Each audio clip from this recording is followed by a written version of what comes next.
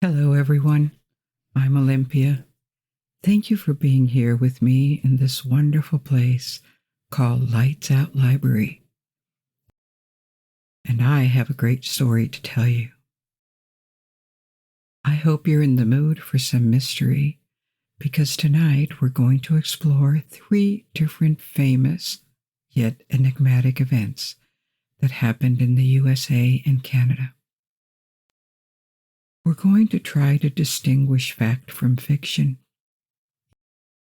Even though many of the details of these stories have never been proven and require some speculation. First, we will visit Salem, Massachusetts, and tell you about the infamous Salem Witch Trials. Then we'll travel to North Carolina's Piney Coast to parse the mystery of the Roanoke Colony, also known as the Lost Colony, that vanished without a trace. And finally, we will look north, far north, to the icy waters of Canada's eastern seaboard and follow the tracks of the lost Franklin expedition aboard 2 ships, the HMS Erebus and the HMS Terror. As usual, you don't need to watch this video to understand our stories or to follow along. You can close your eyes if you wish to at any time and just focus on the sound of my voice. If you fall asleep and wish to resume the video later,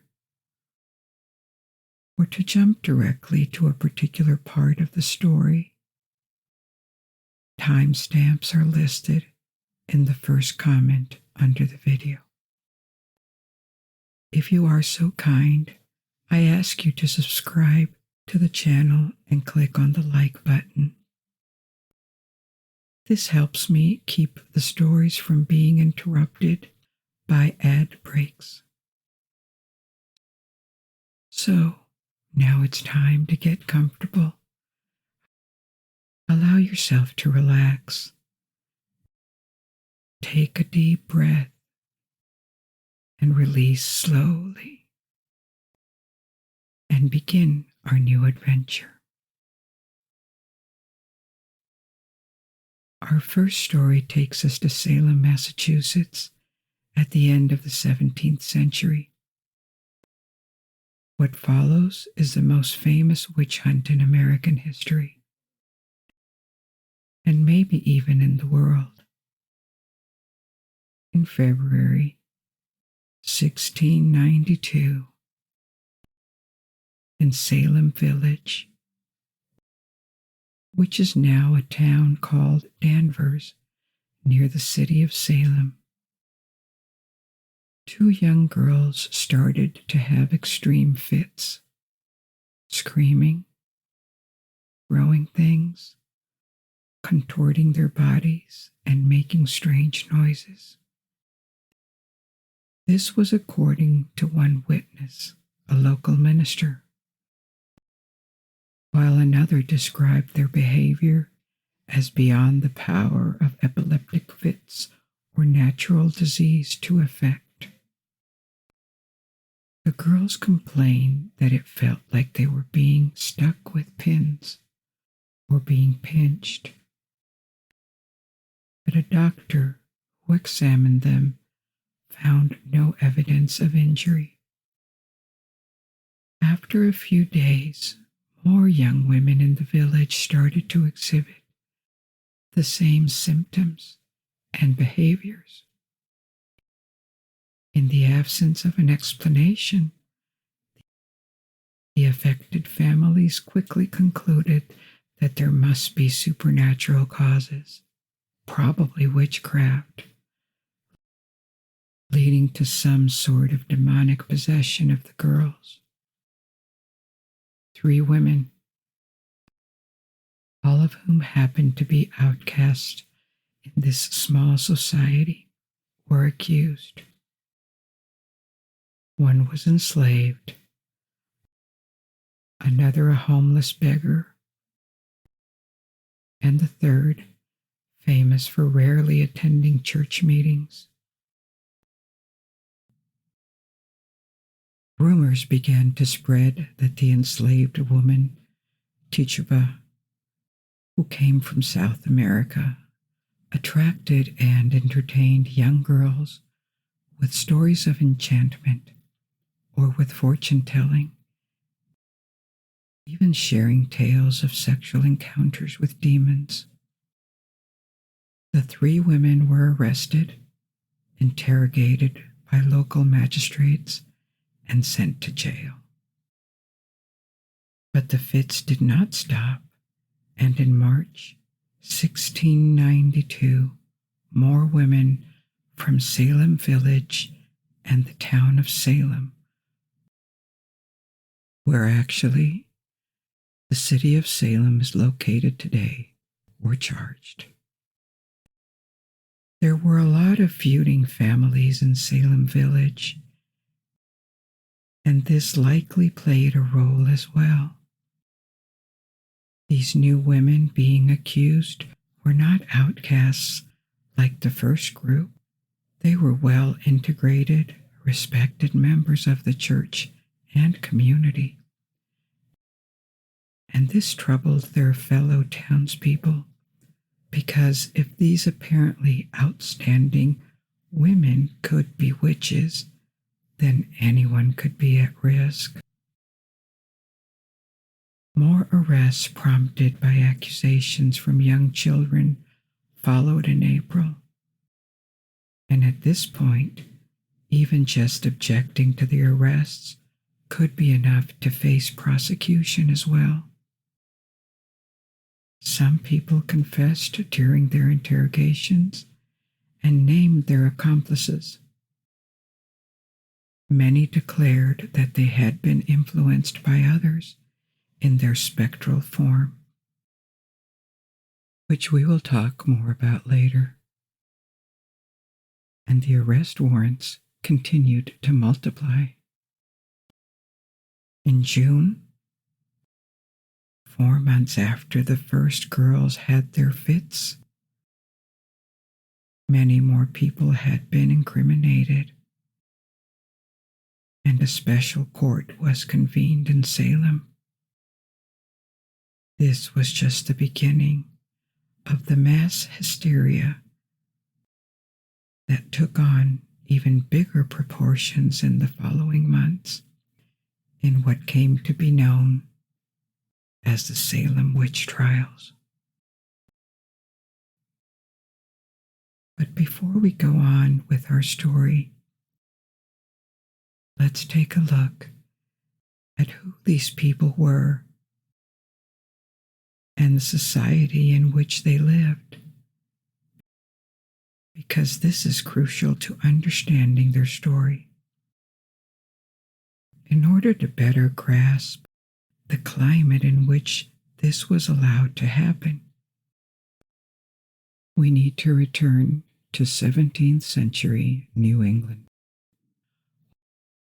when European, mainly British, colonists left England and settled on the other side of the Atlantic Ocean. A large part of New England colonists in the 17th century were Puritans. And who were the Puritans? They belonged to a religious minority in England, and thousands of them immigrated to America for political and religious reasons. Protestantism had reached its peak in the 16th century, and for the better part of the 16th and 17th centuries, there were religious tensions in England, like in most European countries. The Church of England had separated from Roman Catholicism, and while Anglicanism is considered to be a branch of Protestantism, it was not adopted by the entire English population. Many English and Scots remained Catholics.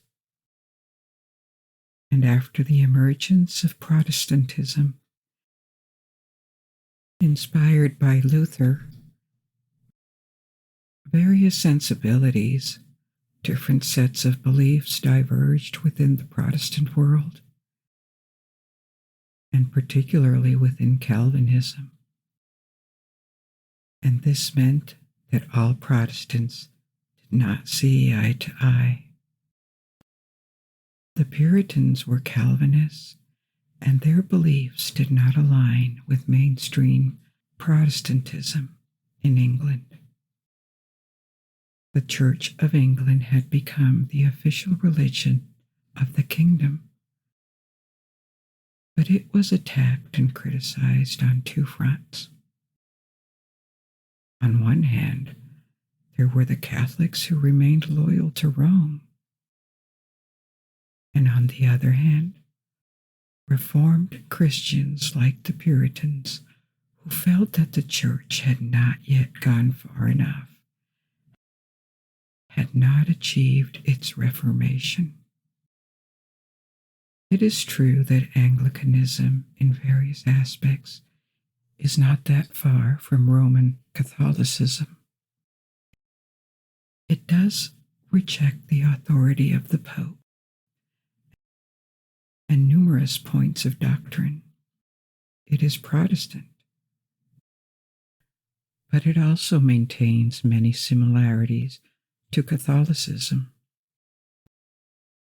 from the hierarchy to the rituals to the celebration of holidays. An Anglican ceremony looks a lot like a Catholic one, and Anglicanism continues to embrace Catholicism's enthusiasm for ornate architecture, spectacular ceremonies, and centralization within the Church. So, the Puritans were a rather radical minority that wanted to go even further in the Reformation of the Church of England. And because of their doctrine and lifestyle, they wanted to give a greater role, more power and influence to religion in politics. And this clashed with secular power in England. The separation from Rome was due to religious differences, but not only that.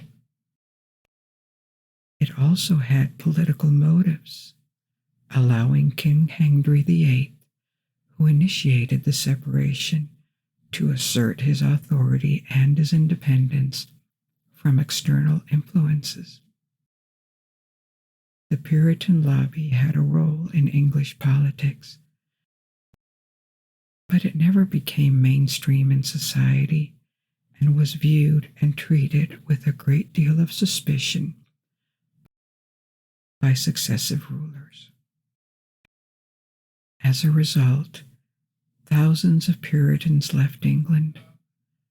Some went to regions more welcoming to Calvinism, like the Netherlands, and many also immigrated to America, mainly to New England. They arrived in New England with the ambition to settle and build a new Bible-based society away from any religious conflicts in Europe. The perception that this was a new start and that they had a chance to establish a pure and virtuous society was extremely important to them. And so was the perception that they were the minority, threatened on all sides by foes, real and imagined. There was always the faraway but persistent threat of European kingdoms. Their colonies, after all, still depended on England through the charters granted by the king. There were also other European powers in North America, such as the Spanish in the South or the French in Canada. There was also the much closer threat of Native Americans who lived near Puritan settlements and who regularly raided what they considered to be their land where these Puritan intruders had settled. And from within, there were the spiritual threats, spiritual malaise. Like other Christians in the 17th century, the Puritans believed that supernatural powers lurked everywhere. Demons could possess people who let them in. The devil was always close, and the existence of witchcraft was seen as a reality, as a fact. These communities were also relatively small and very isolated. Life was hard. The Puritan lifestyle was very severe, very strict, and austere. There was almost no entertainment allowed and very little luxury. Any pleasure that served no functional purpose was seen as a dangerous temptation and was frowned upon. Colonists were supposed to live perfectly virtuous lives of work, discipline, and self-control in the hope that they were predestined to be saved. It was also a society where religion was central and held to be above any secular authority. So, together with their faith, these settlers brought from Europe their belief in the supernatural, and in particular, in the practice of witchcraft. For centuries, witch hunts and trials existed in medieval Europe, where religious authorities questioned and sometimes condemned individuals, mainly women, for their practice of magic and their supposed dealings with the devil. But these trials were relatively rare, very uncommon, and were marginalized. At the end of the Middle Ages, from the end of the 15th century until the mid-17th century, witchcraft became a much bigger preoccupation. This was a period of about 150 years when an epidemic of witch hunting spread in Europe. And it was not limited to witchcraft. There was a general concern about the supernatural and the influence of demons. But by the middle of the 17th century, the practice of witch trials was waning in most of Europe. It lasted a bit longer in Eastern Europe, and in the New World as European settlers who brought this practice along with them. For example, in 1647, a woman was convicted and executed for witchcraft in Hartford, Connecticut. There were other flashes of witchcraft panic in New England during the 17th century, but on a much smaller scale than what happened in Salem.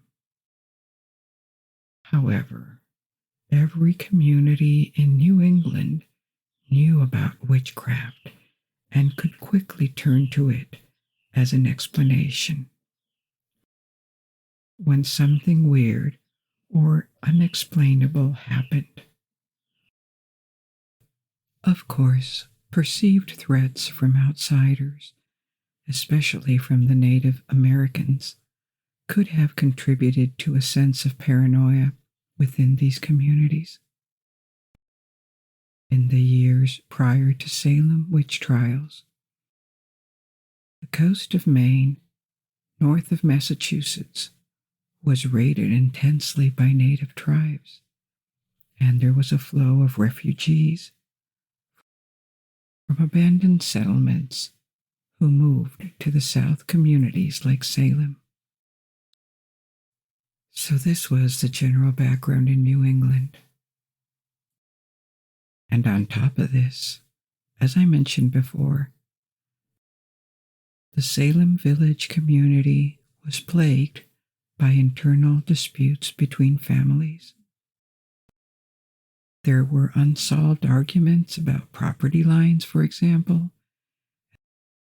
and there were feuds between individuals, meaning that the situation had the potential to turn explosive due to all the built-up resentments. And finally, we must consider gender in the context of the puritanical society. We're going to see that the majority of people accused and convicted of witchcraft were women. Almost 80% in the case of the Salem witch hunt. The prevalent belief in England at the time was that women and men were equals in the eyes of God, but women were more easily swayed by the devil because women were inherently more sinful and weaker than men. Their souls could be more easily corrupted. As a matter of fact, many women accused of witchcraft confessed, admitting that they had been possessed. Maybe they believed it. After all, they had been taught their entire lives that they, as women, were at risk. Confessing was also often the best way to save themselves. Those who confessed were welcomed into society, whereas denial and refusing to plead guilty in a witch trial was very dangerous and potentially deadly. If their claims of innocence were not believed, they could be executed. So, the belief in witchcraft made these accusations and trials into a self-perpetuating cycle. The trials often led to confessions which could then perpetuate the belief in the evil possession. In the years prior to 1692, there were rumors of witchcraft in the villages neighboring Salem town. The climate of isolation, the perception of internal and external threats, the aspiration to a pure and homogeneous society, belief in the supernatural, and on top of this, resentments and quarrels between members of the community all combined to create a favorable breeding ground for paranoia. With all of that in mind, let's return to our story. In June 1692, 4 months after the first girls began to have their fits, trials began for dozens of people who had been indicted following the propagation of possession symptoms and denunciations in the community. The first woman accused was sentenced to death by the court for witchcraft. The conviction was based on her perceived immoral lifestyle. She wore odd clothing and did not follow the Puritan way of life. The court admitted as evidence so-called spectral evidence, and 3 visions were accepted as fact in that first trial. Spectral evidence was testimony in which an accuser claimed to have been visited in a dream or vision by the spirit or specter of the accused. This means that witnesses, who also happened to be the accusers most of the time, could testify against anyone without providing any material evidence to save their testimony. In practice, accepting spectral evidence as material evidence defied common sense, because it could send anyone to a conviction just on the basis of someone's statement. These so-called visions, these visitations, were enough in these trials to convict several people. People learned to stop speaking out against these practices for fear of being indicted themselves. In July, the first people to be arrested were judged and sentenced to death by hanging. These first executions threw other people waiting for their trials into a panic, and they fabricated even more accusations against others in order to save their own lives. From this moment on, a trial acquired its own internal logic. More prosecutions led to ever more confessions, with all these people confessing to demonic possessions. The accusations appeared increasingly credible, and executions multiplied. People who refused to enter a plea and to declare themselves guilty. In other words, people who continued to claim their innocence after being accused by several people were at risk of being tortured. One man was tortured by pressing his body under an increasingly heavy load of rocks in an attempt to make him plead guilty. He refused to confess and was crushed to death. Apart from spectral evidence, other forms of evidence accepted by the courts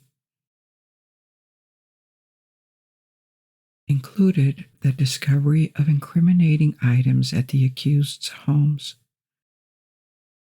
like horoscopes or ointments.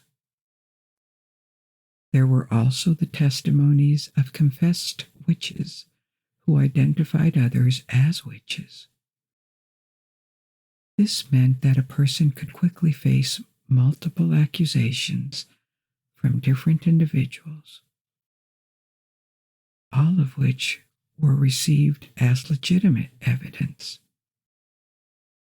The executions reached their peak in September 1692, 8 months after the beginning of the fits. 8 people were executed in September, for a total of 20 deaths in 8 months, including 14 women and 6 men. At this point, 200 people had been accused, and 5 more died in jail, awaiting their trials. After September, the first court was closed and replaced with a superior court, also in Salem town. This court found the majority of people to be not guilty and spared the lives of those who were found guilty, progressively putting an end to the cycle of trials and executions. Bit by bit, life in Salem town returned to normal in the years that followed. But the trials will never be forgotten, and the families affected by death sentences started a long fight for recognition of the condemned's innocence. In the 20 years immediately following the trials and executions, most people in New England acknowledged that the phenomenon of collective hysteria, although the term did not exist, had affected Salem and been the direct cause of the witch trials. But what could have brought such a phenomenon? In the intervening years, various theories have been put forth to try and explain the fits that started the whole event. Because those girls really did have episodes of extremely odd behavior. Enormous stress, especially for children, and the physical reaction to the psychological hysteria, or even a stress response to violent native attacks, like PTSD, are one possible explanation. This could also be the cause of spectral visions that people claimed to have experienced. Another, more biological explanation could be ergotism, which is when humans consume rye and other grains infected with the fungus ergot. Consuming grains infected with ergot could have produced similar symptoms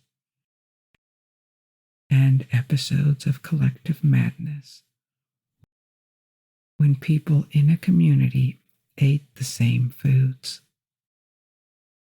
Another theory points to a form of encephalitis and sleep paralysis transmitted by birds. But none of these potential biological causes fully explains a whole community going mad, because many people exposed to the same environment did not experience the same symptoms, not only during the trials, but before and after. People acting out of jealousy or spite, the need for attention or for excitement. There are so many other possible motivations for these fits and their proliferation. Maybe children and others lied and faked their symptoms, and then, once others started taking them seriously, didn't know how to tell the truth for fear of the consequences. In any case, and beyond individuals' responsibility, the Salem trials have been regarded in the United States as a cautionary tale for the whole of society. One about the dangers of isolation in small communities, of religious extremism, of false accusations and lapses in due process. It is also because of the Salem Witch Trials that the term witch hunt is now so commonly used in American English to describe a mob attacking an individual with false accusations. Overall, I think it's probably a good thing to keep the memory of Salem alive as a form of protection against the scapegoating of outcasts and minorities, as a reminder of the need for evidence-based justice, and maybe even more importantly, as a testament to the need to maintain a healthy distance from the inclinations of the masses, and to use critical thinking to avoid the mob mentality that is so easy to fall prey to, especially in times of social or economic unrest.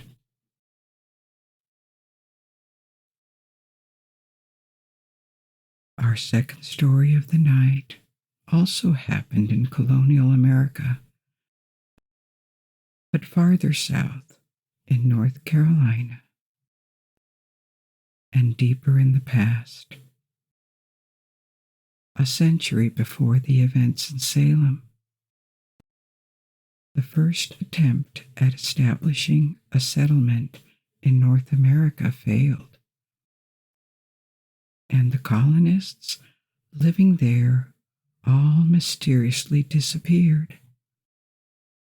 This is the story of the lost colony, or at least what we know of it. Our story begins in the 1580s. By the end of the 16th century, the Americas had already been explored by European navigators and scouts for nearly a century. But for the most part, North America remained an unknown continent to them. The Spanish and the Portuguese had been the first to create settlements in America, but they had focused their attention mainly on South and Central America and the Caribbean. A few decades later, other nations such as the Netherlands, France, and England arrived on the colonial scene. They saw the advantages and wealth that Spain and Portugal had gained from establishing colonies, creating trade routes, and from sometimes also looting these newly discovered regions of the world. And they wanted part of the action. Spain had a small presence in Florida, while the French were more interested in the northern parts of what is modern-day Canada, and England established itself in what is today the east coast of the United States. In the second half of the 16th century, England enjoyed a long period of respite from internal and religious strife under Queen Elizabeth I. And this is when the first attempts at creating permanent settlements began. The first charter was granted by the Queen in 1584 for the creation of a colony in North America that would also serve as a military base for privateers who would be able to intercept and raid the Spanish treasure fleets, bringing back riches from the Americas to Spain. After reconnaissance, 5 ships were sent in 1585 to Roanoke Island in present-day North Carolina. The expedition had a long and difficult journey to their new home. The 5 ships were separated by a storm and sailed separately to a meeting point in the Caribbean before finally reaching the wooded coast of North Carolina. The 100 colonists were soon in conflict with the natives from a nearby village. This wasn't even the first time, as the advance party had also had an incident with the natives before the would-be colonists arrived. Things quickly worsened.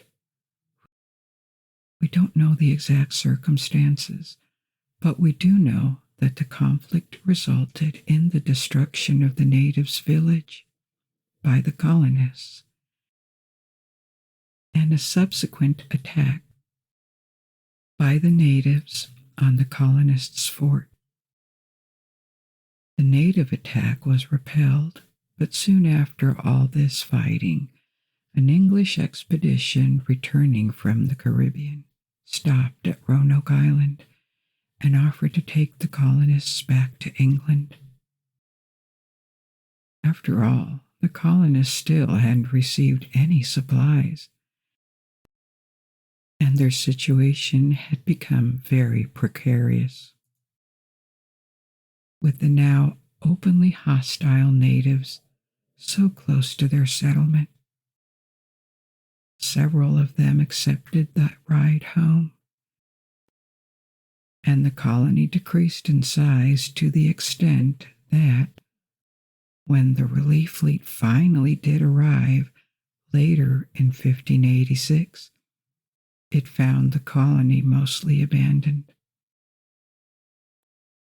The relief fleet decided not to disembark and to instead just leave behind a small detachment of 15 men to maintain a presence. Another expedition hoping to establish another colony in the Chesapeake Bay arrived in the following year, in 1587. Intending to pick up the small group left at Roanoke Island the previous year and to continue their journey to their final destination. They instead found nothing and no one upon their arrival. Only a single unidentified skeleton remained. The group made the decision to establish the colony here instead of in the Chesapeake Bay. This time, 115 colonists were left behind, even though nobody knew what had happened to the 15 men who had stayed the year before. This group of 150 settlers was not sufficient either. They would need fresh supplies and more people to create a self-sustaining colony. So a plan was made to return the next year. But circumstances intervened, and due to the ongoing war with Spain, no ship could be found to supply the colony the following year, nor the next. The colony was not forgotten, but for 3 years, no one in England knew the fate of the 90 men, 17 women, and 11 children who had been left behind. Then finally, after 3 years with no contact, an expedition reached the Roanoke Colony in 1590. They found the settlement deserted. There was no sign of a battle or a deliberate departure. The colonists' homes were all intact, meaning that they had been forced to flee in a hurry. The only clues left behind were the letters C-R-O carved into a tree,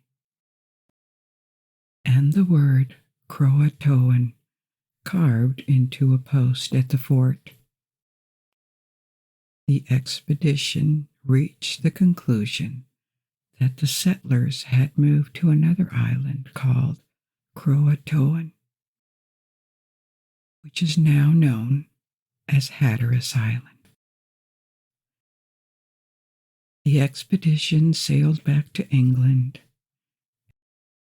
and Roanoke remained abandoned and deserted. Other expeditions tried to reach the colony at the beginning of the 17th century, in the 10 years after the last visit, but they were diverted by privateering or bad weather. Only 18 years later, in 1608, the English heard later again about the colonists from the native Powhatan tribe. According to their chief, the colonists would have moved and lived peacefully among another group of natives for years until they were eventually massacred. Because of a prophecy from Chief Powhatan's priest declared that he would be overthrown by people from this area. He would have preemptively ordered the massacre of everyone out of an abundance of caution. But this again was just a claim, and no evidence was ever found to support it. No archaeological remains, no direct testimony, and no noticeable human remains. The only certainty is that there were more than 100 people living in the colony in 1587. And 3 years later, they were all gone without a trace, leaving behind no evidence of violence, no remains or any indication of where they might have gone, save the carvings in the tree and post. So what could have happened to this lost colony? The first hypothesis is that the colonists integrated with the local tribe or with various local tribes. They could also have gone to live in another location close to a native tribe and progressively been integrated with them. Or the colonists could have separated into various smaller groups and then assimilated with native tribes. What gives credibility to this explanation of the disappearance of the lost colony is that several testimonies in the following decades reported sightings of Native Americans with blonde hair or wearing European clothes, or even the existence of 2-story houses with stone walls at an Indian settlement, which, based on the architecture, would have very probably been the work of Europeans.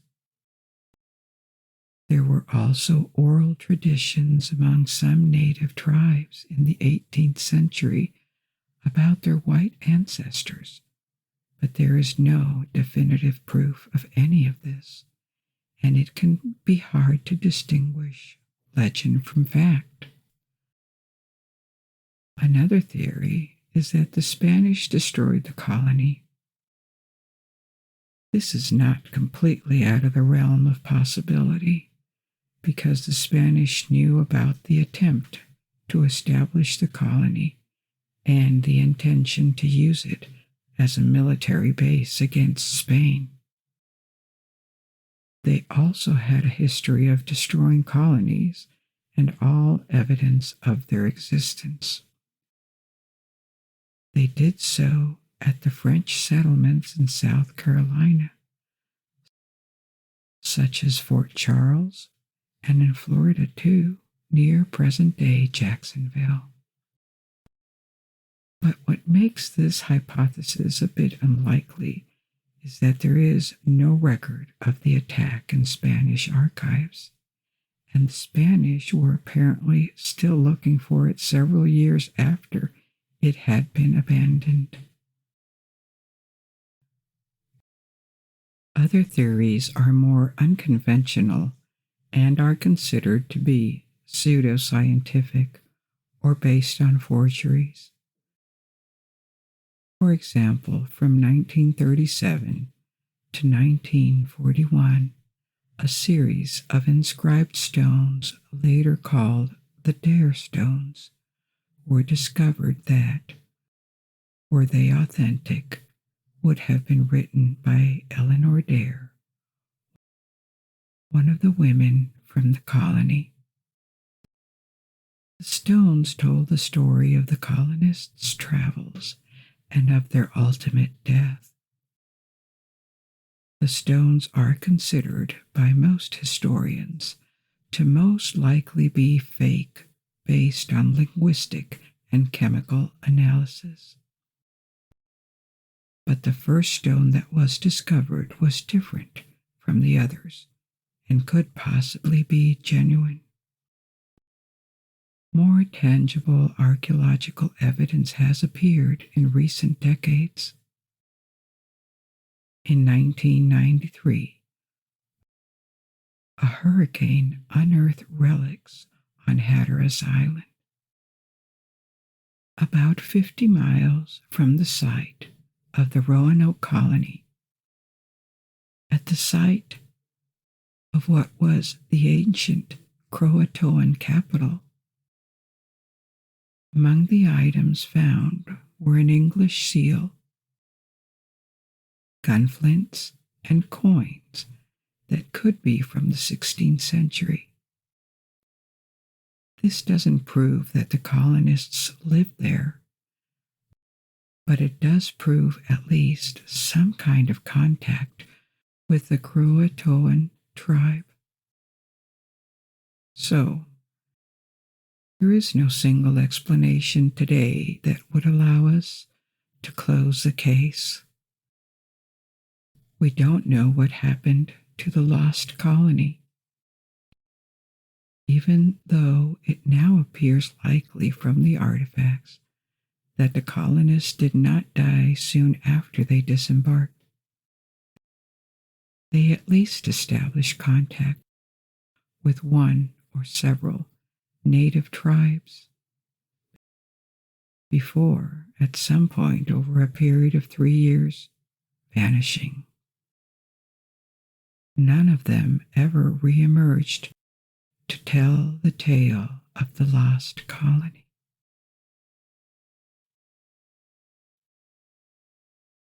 Our last story tonight will take us north to the icy waters of the Arctic Ocean.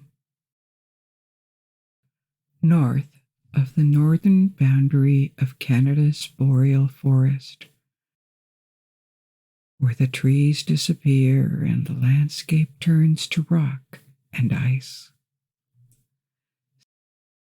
Since the arrival of Christopher Columbus in North America in 1492, in an attempt to travel to India or China via the West, Europeans have searched for a passage to Asia through the Americas. They found one in the south, Cape Horn, that Magellan used to complete the first circumnavigation of the Earth. Centuries later, one was built in Panama with the Panama Canal, but for centuries explorers also searched for one in the north, hoping that another passage existed somewhere between Canada and the North Pole that would connect the Atlantic and Pacific Oceans. From the 15th to the 19th centuries, many expeditions were sent to the St. Lawrence River or along the northern shores of Canada's east coast to search for this mythical shortcut to the riches of Asia. Many expeditions never returned from this highly hostile environment, where the waters are frozen for the best part of the year. The dark of night can last for months. The cold is deadly, and close to no food can be found. But none of these other lost expeditions caused as many fatalities nor as much public emotion as Franklin's expedition in 1845. Enjoy the sweet comforts of home and the warmth of the room or bed you're in, because you are lucky enough to have just what these men craved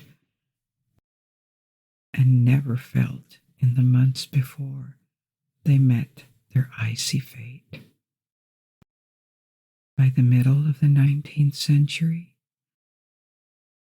the northern coasts of eastern Canada had already been explored and mapped. Well known, too, were the months of the year when they were frozen in solid ice. But successive expeditions towards the west had failed to reach the one last area that could contain a potential passage to the Pacific Ocean. To explore this final region, 2 British ships were sent, HMS Erebus and HMS Terror. The expedition was under command of and named for Sir John Franklin, an experienced officer and explorer. He also had direct command of one of the ships, the HMS Erebus. Both ships, Erebus and Terror, were at the vanguard of naval construction at the time. They were wooden ships, but reinforced with iron plates. And even though they relied primarily upon wind propulsion, they had also been equipped with steam engines. They offered a degree of comfort to the crew that we would find very rudimentary today, but that was remarkable at the time. The steam engines also created an interval steam heating system. There were libraries with hundreds of books available for the crew, and the ship contained 3 years' worth of food supplies, a lot of it in cans. In total, the 2 ships comprised a crew of 144 men, including officers, seamen, cooks, surgeons, engineers, carpenters, and soldiers. The expedition set sail from England in May 1845. It reached Greenland and later made a stop at Disko Bay on the west coast of Greenland before continuing westward. The expedition was seen sailing west in late July of 1845. This expedition was expected to be long and would not necessarily be able to send news home from the icy region of North Canada, as there were no European outposts nor prisons there. For families left behind in Britain, it was clear that no sign of life and no return were to be expected anytime soon, especially given the possibility of the ships getting stuck in ice and having to wait for the following summer to continue their journey. So the families and British officials waited to receive word. The days turned into weeks, then months, then years. After 2 years, no word from Franklin had arrived. His wife, and then the newspapers and members of Parliament started to question the Admiralty as to the expedition's fate and urged authorities to send a search party.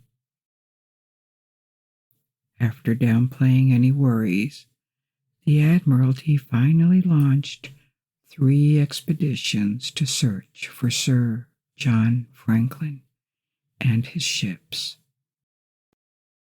One by land toward the north of Canada and 2 by sea. One from the Atlantic side and the other from the Pacific side. But they didn't find anything. Due to the involvement of the press and public's interest in the story, other ships searched for the expedition in the years that followed.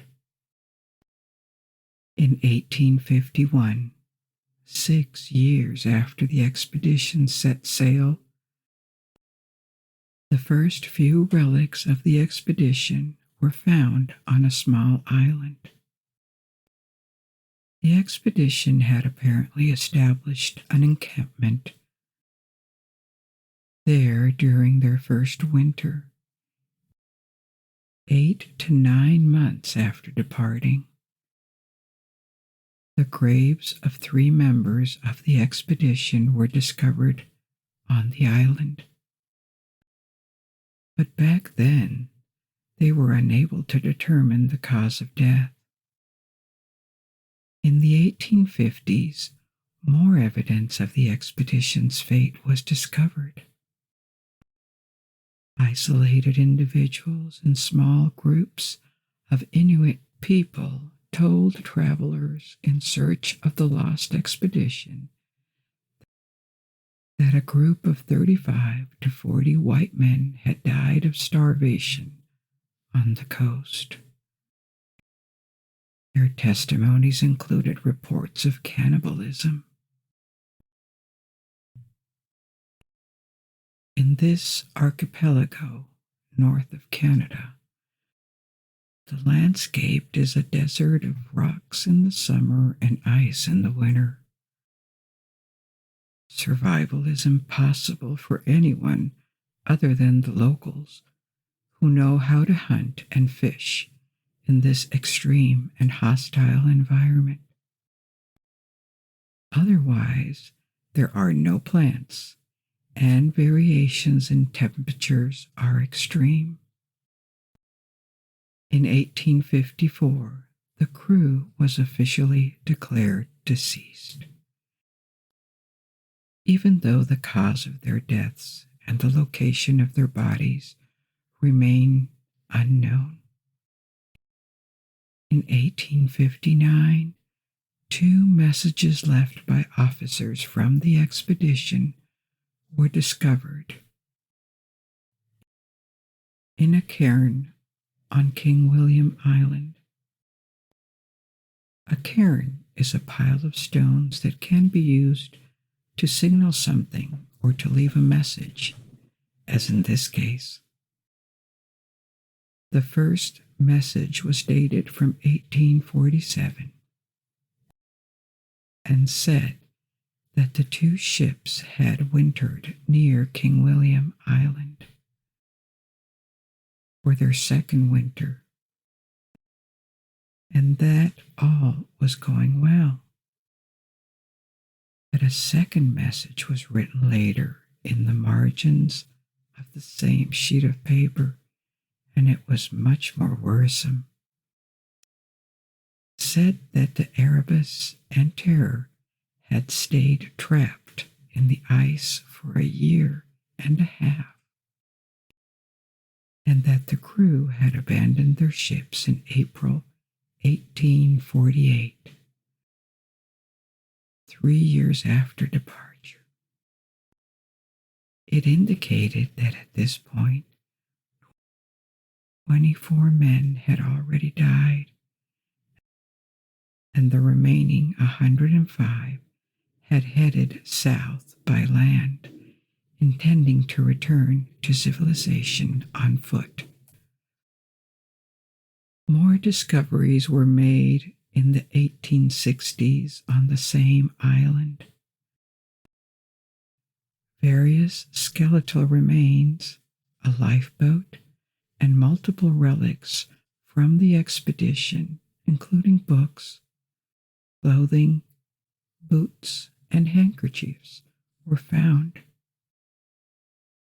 The last major expedition of the 19th century in search of the remains of the Franklin expedition took place in 1878. At this point, it was established that the entire crew had died attempting to go south, carrying their equipment and food, and using their lifeboats as sledges. The southernmost relics were found hundreds of miles south of where the ships had been abandoned, but still several hundred miles away from the nearest western outpost. It would be almost a century before another major expedition was launched to find a passage between the Atlantic and Pacific. New expeditions found additional human remains, which were then analyzed. The bones revealed a likely vitamin C deficiency, which is the cause of scurvy, and was to be expected for a crew that had no access to vitamin C for several years. Additionally, a high level of lead was found in the bones, 10 times the normal amount, indicating probable lead poisoning. At least one likely cause of the lead poisoning was identified: the thousands of tins of food that the expedition brought along, which had been hastily produced and soldered with lead. The food inside the cans would have come into contact with the lead, which is an extremely toxic substance to humans. It is impossible for us to know how much lead poisoning contributed to the loss of the expedition, but it is likely, at least, the health of the entire crew would have been severely compromised due to their prolonged exposure to lead. Plus, they may have been exposed to an additional source of lead poisoning, as the ships had desalination systems that produced water meant to be drinkable, and the fresh water it generated probably had a very high lead content. But what happened to their ships, to the HMS Erebus and HMS Terror? Their location remained unknown for more than 150 years, until the wreck of Erebus was finally discovered in 2014. It was found covered in just 36 feet of water, so not very deep.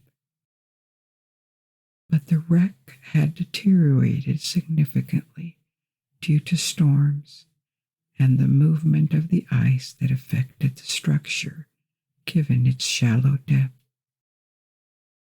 The wreck of terror was also discovered in 2016, located 80 feet beneath the surface.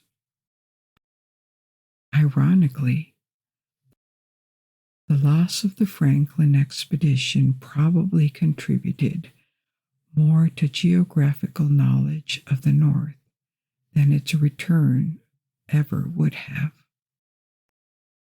The various search parties that explored the island in the 1850s and 60s